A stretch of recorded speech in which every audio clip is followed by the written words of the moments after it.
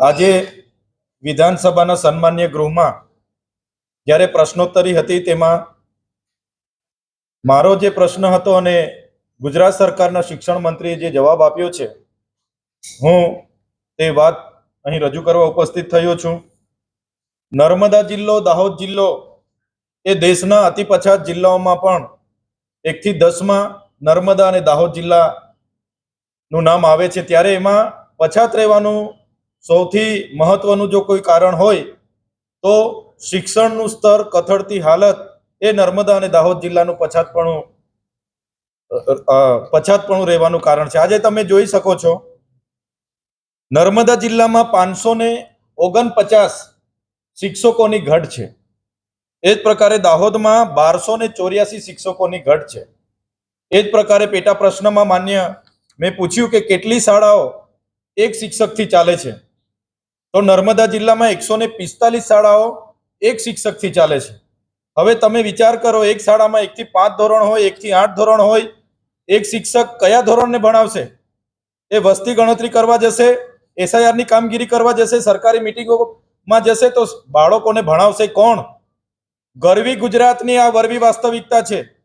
એ નર્મદા હોય, દાહોદ હોય, છોટાઉદેપુર હોય, પંચમહાલ હોય, ભરૂચ હોય કે ડાંગ હોય, આદિવાસી વિસ્તારોમાં સરકારી શાળાઓમાં સરકારે સ્વીકાર્યું કે આટલા શિક્ષકોની ઘટ છે અને એની વૈકલ્પિક વ્યવસ્થાઓ સરકાર એવું જણાવે છે કે વિચારણા હેઠળ છે. તમે વિચાર કરો, સરકાર એમાં ગંભીરતા નથી. ત્યારે આ વરવી વાસ્તવિકતા છે. શાળાઓમાં વિદ્યાર્થીઓ માટે ઓરડાઓ પણ નથી. બાળકો ભાડાના મકાનમાં ભણે છે, ઝાડ નીચે ભણે છે, ઓટલા પર બેસીને ભણે છે.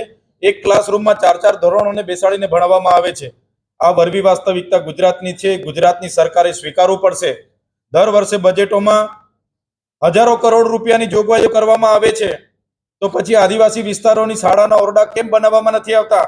આદિવાસી વિસ્તારોમાં શિક્ષકોની ભરતી કેમ કરવામાં નથી આવતી? આજે માન્ય મંત્રીશ્રીએ કીધું કે જ્ઞાન સહાયકો દ્વારા ભરતી કરીશું, જ્ઞાન સહાયક યોજનામાં શિક્ષકની નિમણૂક કરીશું. જ્ઞાન સહાયક એ 11 માસના કરાર આધારિત શિક્ષકની ભરતી છે. હવે તમે વિચાર કરો, બાળકનું ભવિષ્ય બનાવનાર શિક્ષક જ કરાર પર હશે તો 11 માસ પછી એની કેરિયરની ચિંતામાં એ બાળકોને ભણાવી શકશે? બાળકોનું શું ભવિષ્ય બનાવી શકશે?